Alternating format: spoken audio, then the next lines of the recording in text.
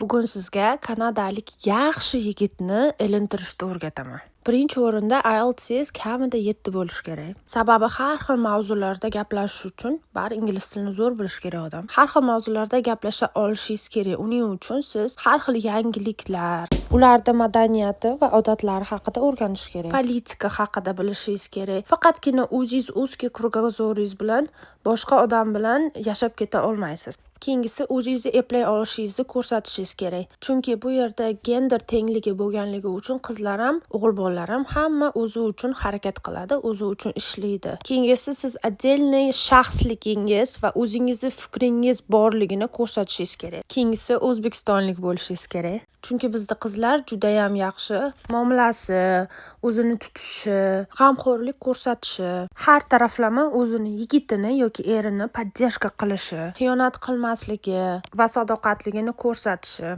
Shuning uchun ham ko'p davlatlarda o'zbek qizlari o'zbekistonlik qizlarni yaxshi ko'rishadi. Umuman olganda hamma kanadets har xil, hamma o'zbek har xil. O'zingizni odamingizni uchratganingizda qanaqadir bir energeticheskiy tortiladi-da. Energeticheskiy o'sha odam sizga mosligini his qilasiz.